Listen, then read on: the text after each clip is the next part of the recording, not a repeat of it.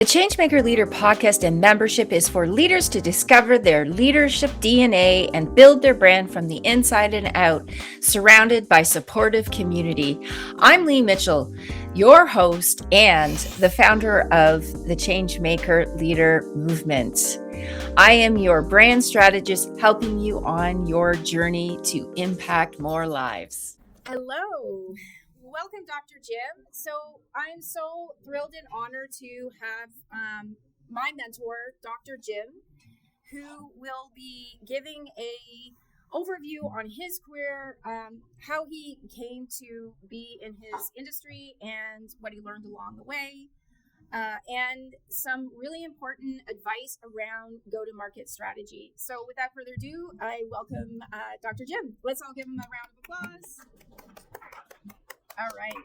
Live in front of a studio audience. Yes, exactly. So why don't you start by just giving us a quick little overview on who you are and how you came to be in your industry? Sure. So when it comes to like my background, I'm a Generation Zero immigrant. I'm originally from India and came to the U.S. And it wasn't by design that I ended up in the space that I'm in. It just happened to be what I'm good at. So I've essentially been running businesses since probably the time I was like 16 years old. Had a little painting business and then helped my parents run another small business and went through college and all that sort of stuff. And I always ended up in environments where there was a very strong entrepreneurial component to it. So I've spent my entire life in the revenue side of organizations. And what I learned during that time is that the traditional revenue playbooks just didn't work for me. Because if you've been in a sales organization or if you've been in a marketing organization, most of the philosophy behind those organizations relies on feet on the street, just do more of XYZ, and it never connected with how I like to work or how I thought you need to attack the market. And this was from like the late 90s to the early 2000s going forward. I never aligned with that. So I made a career of irritating my managers and just doing my own thing and generating top results, building top teams, and also paying attention to what customers and buyers are doing and how they like to interact in the buying and selling process. And that's shaped how I actually go to market. And to the point where if I hit fast forward to now, I'm running a GTM consultancy. And essentially when I do what I do, I help stage zero founders go from 0 to 1 to traction by integrating sales, marketing, and partnerships into a unified motion that aligns with the buyer journey and recognizes buyer behavior and helps those founders create a frictionless experience when it comes to the buying and selling process. The idea is to build a customer for life versus what you see in the broader world, which is buyer, seller, customer interactions as a transactional business where I don't take that approach. I think every top opportunity that you have to engage with a customer, you have to give them an experience, and it's those series of experiences that builds loyalty to you as a brand and you as a company and you as a person. So what are you seeing in terms of how things have been changing with AI marketing and how things are being optimized from, I was talking about geo versus SEO and how important it is to be an expert in order to show up in AI search results, which is where most people are going to get recommendations for products and services. So how's that impacted your strategy? So it's a good question. I'm not sure if I'm necessarily the right person to ask that question because when it comes to SEO and GEO, that's not really the space that I operate in. What I can say is when you're thinking about how to integrate AI into your go-to-market approaches, what you typically see from sales organizations, and at least this is what I see in the B2B tech, HR tech, TA tech, and coaches and consulting space, the broader hype cycle messaging is this. You can use AI to automate your entire outreach on LinkedIn. You can use AI to automate all of your email outbound campaigns. You can use AI to touch more people and get in front of more people and get in more inboxes. That's what the messaging tells you. And it's rooted in the same backwards belief that just doing more of a thing is going to generate results. Because when you think about how sales organizations were constructed and have been constructed, the logic is pretty simple. If you put more feet on the street, the numbers game is going to lead you to generate more revenue. And AI is just another extension that you bolt onto that philosophy. But what have you been seeing from customers? What have you been seeing in your own LinkedIn inboxes, your email inboxes? You get constantly inundated with spam, and 98% of the messages that you get marked spam, or you block the sender, or you log it as a phishing expedition, or you completely ignore it. So in the attention economy, which is where we are, taking approaches that are highly impersonal and one to many with no relevance, no personalization or limited personalization, and these weird pivots that you see where, hey, I noticed X. Oh, by the way, let me tell you what we do. Nobody cares about that stuff. It's just noise. You're just one in another in a big sea of sameness. So what that means is for people that are in marketing, sales, partnerships, anything that's on the revenue side of the building, they're the people who are going to succeed are going to be the ones that leverage AI, but leverage AI to be more human and deal with things on a one-on-one basis versus just spamming your TAM. So specific to how that shows up in SEO and things like that, I don't know. That's not my area of expertise. I don't really focus in there. I focus in on how can you actually make the process of buying and selling much more human and connect on an individual basis. You can still integrate AI components to help on the operations side, but I would be very leery of anybody that's saying, hey, our outbound engine allows you to get in front of more X, Y, and Z, more of your TAM, more of your ICP, more of your buyer personas in a fully automated fashion. I think that's gonna just completely tarnish your reputation as a professional.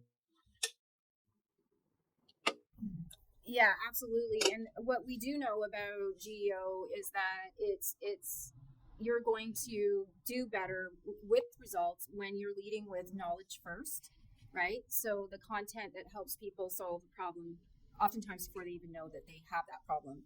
And that is essentially what I see that your marketing is all about, right? Is helping people to build that funnel. For example, through your podcast. So maybe you could take us through how you use your podcast in order to create a relationship with a potential customer. And one of the things that this is an early trend, and I'm not an expert in the space, but one of the things that AI search engines prioritize is earned media. And that's stuff that's pushed out that organically gains traction in the marketplace because consumers are seeking it out and consuming your content without having an ad spend layer behind it. I think that's going to be very important, and it ties into what I talk about when it comes to stage zero and stage zero founders who are trying to get traction in the marketplace. You can't use the same playbooks that established companies use, which is the feet on the street playbook, because you're figuring stuff out on the fly. So what you have to do is show up authentically and build publicly. And what Steve Watt often says, he's one of the senior directors at Seismic, Canadian, in Toronto. He often says that your job as a founder, your job as a seller, your job as a revenue leader is to inspire and educate the people that might want to do business with you. So what that means, you can't beat the market into submission using AI if your intent is to educate and inspire your audience. And how that shows up in how I use content. And it doesn't have to be specific to a podcast. You can use it with a white paper. You can use it with blogs. You can use it with Substack. A content layer embedded into your buying and selling process reduces so much friction in both of those processes because you're leading with authenticity first. You're doing one of the most important lessons, or you're executing one of the most important lessons in business, which is seek to understand before trying to be understood. So if you're never meeting your customer where they are, if you're never meeting that other person across from where you're sitting, where they are, you're never going to create enough momentum to potentially do business. So that's why embedding a content layer in what you do as an entrepreneur is critical, because it allows you to have meaningful conversations with 100% of your market versus the predictable revenue model or the spam your TAM model, which is actually sending the same message out to your entire market, hoping to luck into the 3% of the market that is actually in the market to buy your solution right now. So which would you rather have as a business? Would you rather hope and pray that you fall into the 3% by just spamming everybody? Or would you want to run a business or an operation that allows you to have meaningful conversations with every single person building intelligence along the way, allowing you to refine your ICP, allowing you to refine your buyer persona, allowing you to assess product market fit, allowing you to pressure test and validate everything that you have from a product or service and work hand in hand and alongside the buyer instead of in opposition with the buyer. So that's what content allows you to do. And one of the things that I recommend to any, startup founder is you have to add that content layer because it makes everything else in your selling process so much smoother because you're not treating everybody as exactly the same. And that's what happens in the old way of selling and marketing. You're treating the broader world as the same person that is ready to buy right now your solution when we know clearly that's not the case. 97% of your market is not interested in anything that you're trying to sell. They don't care who you are. They don't care about what you have to offer. They only care about learning and seeing what is out there that can help them in that moment advance what they want to advance. So that's why adding that content layer allows you to discern what the right customer is and who the right buyer is at a given point of time, and allows you to do that in a way where you don't burn the relationship. And the example that I'll give you is this. What happens when you get an unexpected, uninvited DM or email in your inbox from someone trying to sell you something? Depending on how egregious that message is, you're going to have a mental note about, oh, I don't want to work with this company because they're just completely spamming. And we know what that looks like. People that will send you respond to them once and you end up in a 7 email sequence and they're just bumping the previous email, just following up. Wanted to make sure you saw this. I mean, no one likes mosquitoes, so why would you be the mosquito of an inbox? And that's what you have to think about when you're going to market and you want to maintain your authenticity and meet people where they are. Yeah, well, it's like the DM that I sent you yesterday from the human resources company, and I was describing that to the students about how like they didn't do their research to find out who I was, what I do, if I even need those type of services, and then all of a sudden I'm getting into this funnel that they've created for every single person exactly the same. And it's annoying. And now I'm like, okay, I'm probably just going to delete this person from the accepted request because they make me, they're clearly just trying to move their agenda forward without knowing nothing about what I'm about or what I might need. And it just makes everyone feel yucky and uncomfortable. So I know that your approach is definitely the opposite of that. I want to piggyback on something that you just said, and it's this whole concept of a funnel. So it's come up, and I often catch myself saying it too, describing this as a funnel. And I guess conceptually, from a marketing perspective and a sales perspective, that makes sense. But we need to get rid of the whole concept of a funnel, because what we do when we think about every customer interaction as a stage in the funnel, we are trying to push, pull, and drag that customer into the different stages instead of actually being present in the conversation and actually listening to what's being said. There's, for those of you that are, listening to this, there's somebody that you need to follow called, his name is Josh Braun. He's on LinkedIn, Braun. And one of the things that he says is, when it comes to the selling process, don't be the resistance in the process. Don't have your customers fight the resistance, you being the resistance in the agenda that they want to follow. Join the resistance. Come alongside what they are looking to do. And that actually switches your relationship in the buying selling process to more of a partnership and a collaboration versus this adversarial relationship. So from a conceptual perspective, what you need to think about is you need to really lock into what the buyer journey is versus what the funnel is. When you think of the buyer journey, think of it as a river. And what you need to think about as a revenue professional, whether you're in marketing or in sales, is how do I align what I'm doing with the buyer journey so it's in alignment, in collaboration, in service of the buyer. And that's really important because a lot of the old frameworks in how sales and marketing is done is built on the assumption or built on the belief at the time that sellers and marketers had a monopoly of the information that was available, and our job was to educate the buyer on what they need to do, what they should buy, how it should look, all that sort of stuff. That's not the reality that we're in right now. Buyers have arguably more information about products and services that are out in the marketplace and what their unique business problem is than the average seller that they're talking to. So when we assume the position that we are in a position of authority, not knowing anything about our buyer's world, that automatically sets us up in a position where we're adversarial. So we need to get rid of that, get rid of the funnel concept, and start thinking about this as a river and aligning ourselves with what the buyer journey is, and making sure that we're serving them in the journey at every stage of that process, so that by the time they are ready to buy. So when you're thinking about problem aware, solution aware, in consideration stages, they've known you through that entire process as somebody who's always armed them with information. That's what you want to get to, but you'll never get there thinking about things in a way where it's designed to serve your interests versus their interests.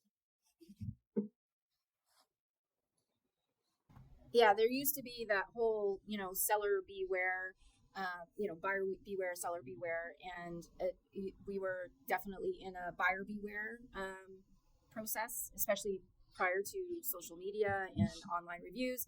And now it's seller beware, right? Because sellers, there's so much information about sellers, and with Google reviews and all the different sources that are available for customers to do research, that certainly can impact a company's reputation.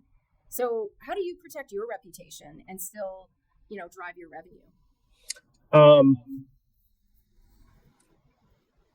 So I've never had to go out of my way to protect my reputation, because my number one focus has been to give everybody that I work with or I come across, even if they're not giving me a single dollar, give them an experience, give them something that's lasting. And again, this falls into kind of what's your wiring. Why are you doing the job that you do?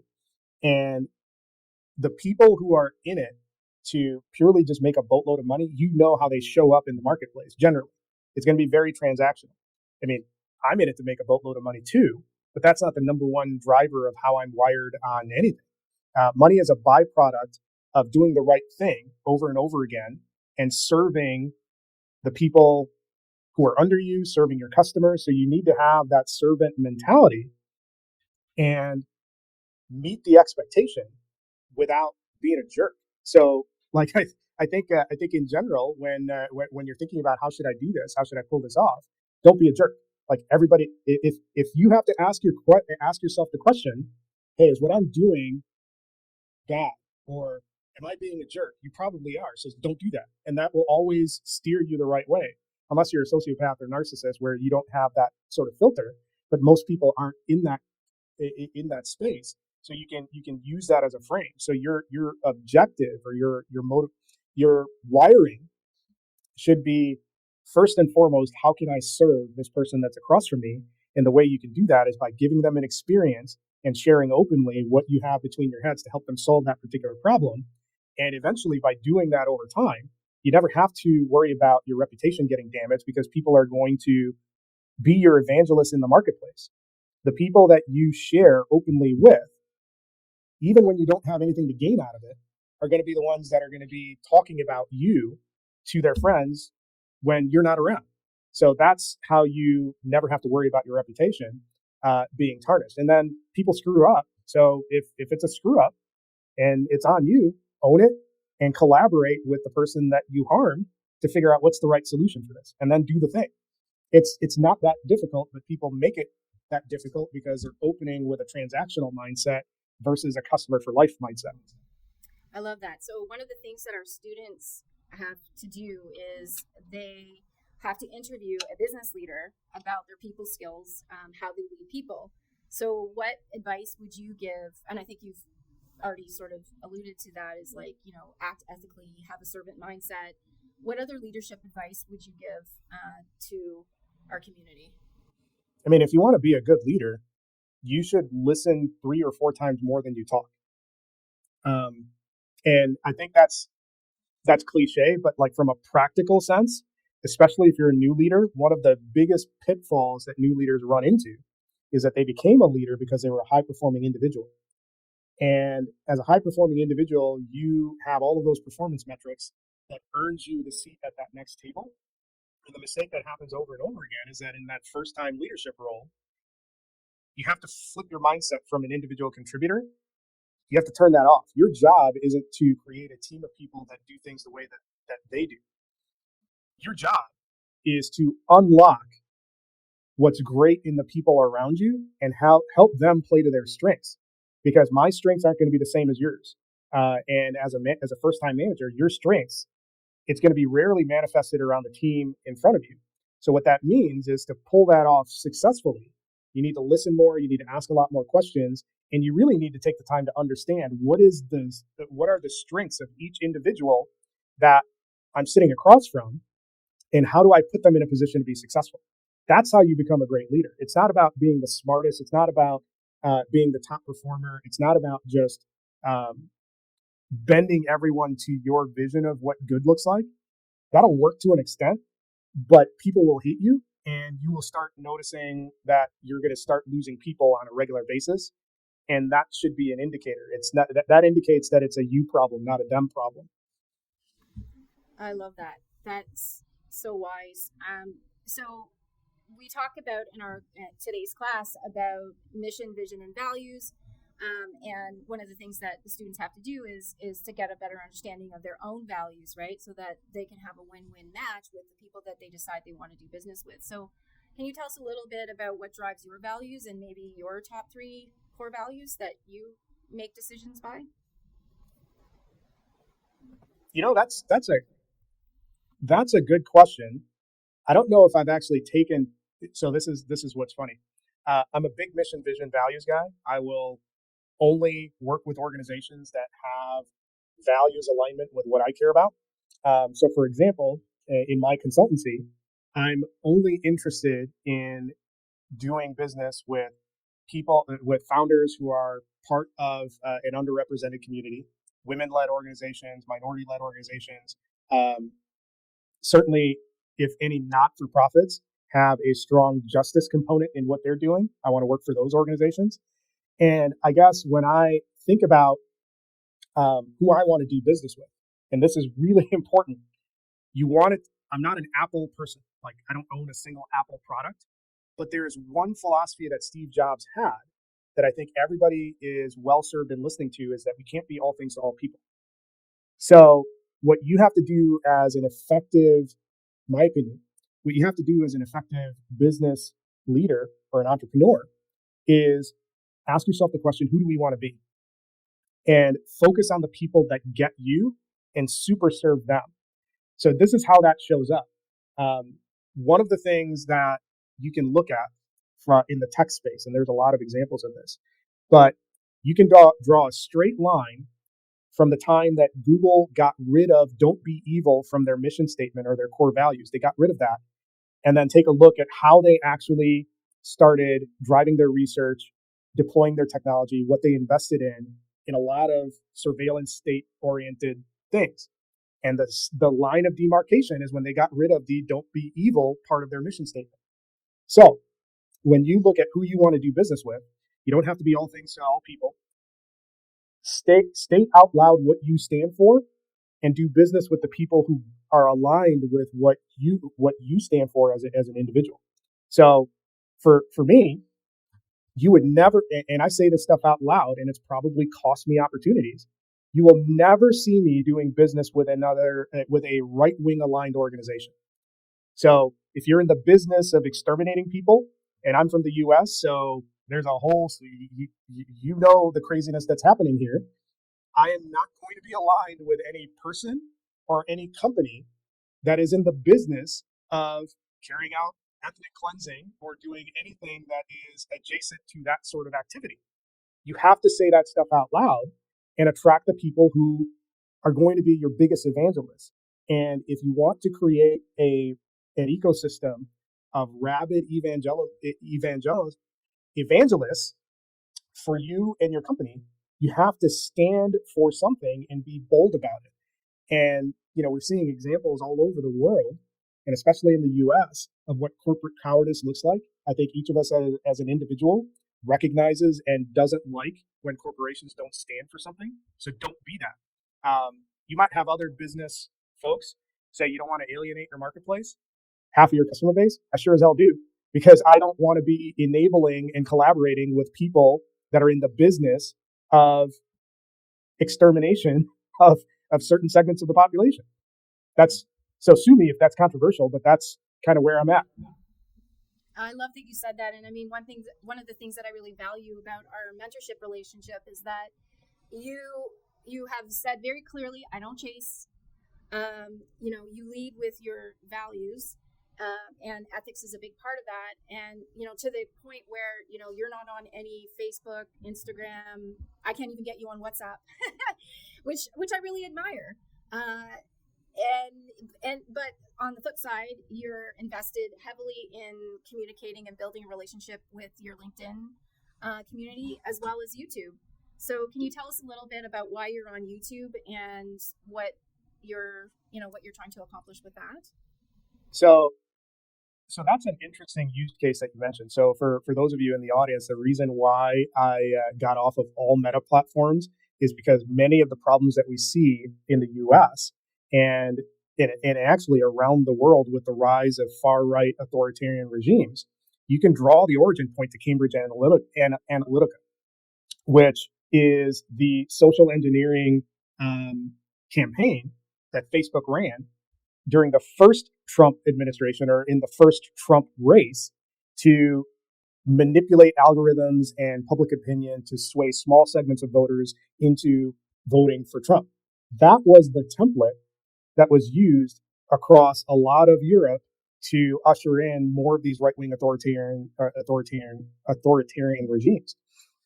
So I didn't connect those dots until like much later, but knowing how much Zuckerberg has contributed to this regime, as soon as they came to power the second go around, I got off of every meta platform. Now, every social media platform is problematic to some degree. YouTube has its own issues. With TikTok, I'm on TikTok and have a decent following there. It's going to be owned by Larry Ellison, who is, part of the axis of evil billionaires that are around there. There's a long list of those people. So everyone's going to have to make a decision on what platforms are you going to be on or off based on how it aligns. And realistically, when you think about, you can't boycott or get off of everything. But when something is owned by a billionaire, there's no such thing as an ethical billionaire. So you have to kind of pick and choose like what level of evil you're going to need to deal with to be present on the platform, because you can't really get away from getting your voice out there without renting one of these platforms. And if you get off LinkedIn, if you get off TikTok, if you get off YouTube, Substack has the same problems. So does Patreon. So all of these there's no perfect thing. So you have to kind of pick and choose where you want to be. But the fact of the matter is that we're living in an attention economy. And when you look at the attention economy in the age of AI, you have to do something and show up in a way that's going to help you rise above the sea of sameness. So you need to have a presence somewhere. And some of you in the audience might be thinking, well, I'm just kind of an entry level person. I haven't even started in my career yet. Or you might be at various stages. That's going to be the differentiator in your career as an employee or as an entrepreneur going forward. When everybody has access to AI, when everybody is using AI to get a leg up, you're just one of many. So the question becomes, what are the things that you're doing to stand above the rest? And it's the people who can be uniquely authentic and uniquely human that are going to have the edge, who also happen to know how to leverage AI for success. So when you think about what am I going to be on, what platform should I stay on, all of them are bad. All of them are owned by billionaires. All of them have problematic positions and advocacy that they're for. You have to make a personal decision on what are your red lines that you're not going to cross and stick to it. But you can't be off everything, because the future of work and the future of business requires you to have a presence to earn the social proof to build trust with your customer base. So unless you're planning on taking phone book ads, and I'm kind of dating myself when I mention it, or doing bus stop bench posters or something like that, that's out of reach for the vast majority of solopreneurs or entrepreneurs. So you have to have some platform of something where you're building a community of loyal fans and evangelists that will support you as you continue to grow. 100%. And I just want to I have two questions to end, and then we'll take questions. So my next question is around building a personal brand. So I have the belief that everyone needs to have a personal brand, because you're going to change companies, you're going to even change industries, but you're always going to stand for something. And I think you're a great testament to that. You stand for solid values, someone who I really admire and look up to. So what do you do to just, I mean, your brand is you've got Dr. Jim behind you. I love your bat cave and all your, your fun things and your background. So tell me a little bit about how you figured out what your personal brand would be. So I think one thing around this stuff, the story behind all this stuff that you see behind me is that I grew up, like many immigrants that came here, we grew up dirt poor.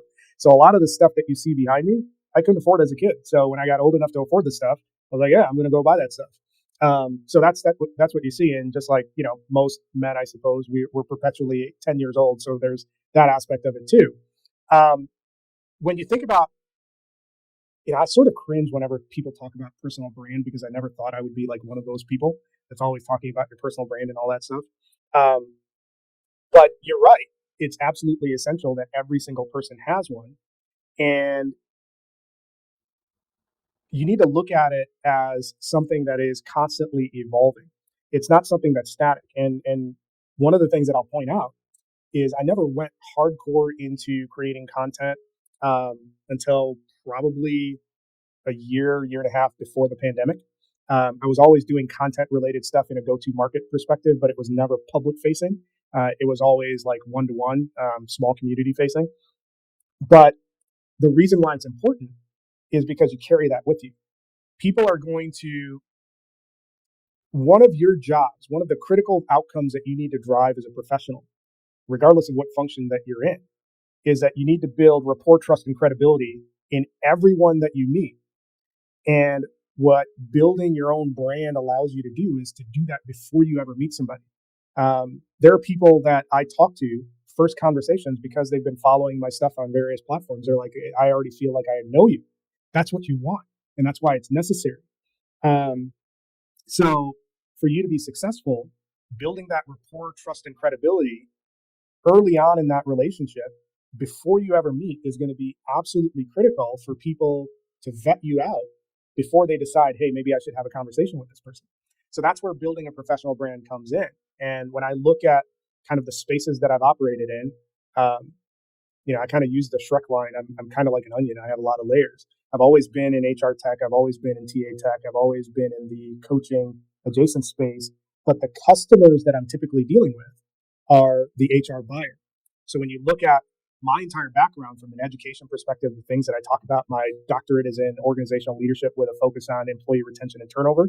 That's all built around a loose vision of where I'm going to be. And this goes back to, you can't be all things to all people. Like when I consult with organizations, if they're not in those spaces, I'm going to refer them to somebody else. Like I'm not a MarTech or sales tech B2B person. That's not my area of expertise. I haven't sold into that space. I don't understand it. So you have to be able to say no, and that's going to help your personal brand too. Part of the exercise of building that brand is understanding, who do I best serve? What's the audience that I best serve? What's the problem that's unique to them that I help them solve? And understanding all of those things helps you organically build it.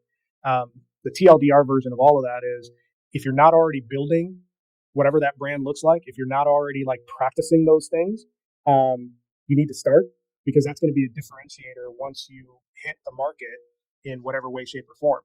And the minute that one of your employers says you need to tone that stuff down, that's when you start looking, because they have no influence in dictating how you show up on whatever platform.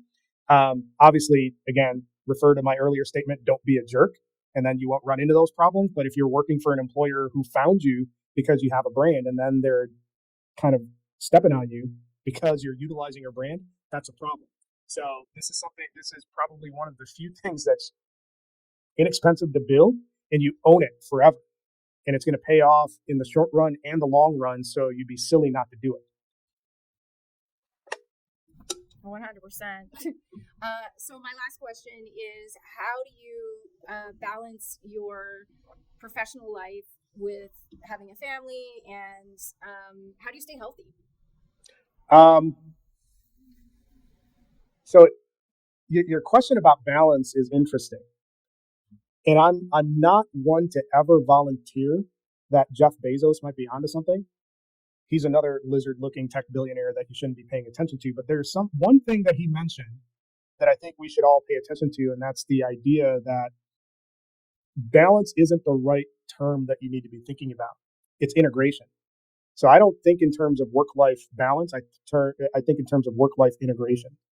And the closer you can align work, life, and all of your other priorities together, the better off you're going to be. Because unless you're extremely skilled with compartmentalizing, I think you're going to run yourself into the ground trying to do it some other way. Um, when you so like I'm not a typical tech bro. You'll never see me posting about I woke up at 3 a.m. and did 4 miles and a bunch of other crap before getting my emails out. That's not really like what I talk about, and I think a lot of that is just the typical fare that you see with the tech bro crowd, where they want to humble brag and get validation. I'm not a big believer in the hustle culture anymore. I think that's toxic. What I would say, when you're thinking about work-life integration, and if you're early career, mid-career, there's a poker term going called pot committed. When you play poker and you're in a hand and you've bet too much into the pot that you can't back out, you're forced to stay in a hand that's a losing hand. That's called pot committed. Never go pot committed in one thing. You need to make sure that you have multiple areas that you're equally effective in, so that you're never overcommitted in one thing for too long. There's always a time and a season for things. That's one of the big mistakes that I made when I was younger, is that I would overcommit on the employee side of things when like that doesn't really have a whole ton of payoff, because you could drop dead as an employee and your company can replace you within the next 48 hours. So why are you overcommitting into those spaces? So you have to look for balance, but in terms of your commitments across multiple things. So what that means in terms of how it shows up, you should have a standard like W-2 employee sort of job. You should have a series of projects that you're working as side projects that you're looking to learn and also potentially monetize off of. And then you have all of your family commitments, and then all of the part of the family commitments is you need to carve out time every day to get outside and touch grass. So all of that has to be worked in. But I think what happens is when we think of things in terms of balance, you don't really integrate all of those things into your operating rhythm. And that's why work-life integration works better for me with all the different things that I do. Like I have 15 things that I do in a day. I think everybody does. But the idea that those should be limited to certain points in time, it just depends on what your circumstances are.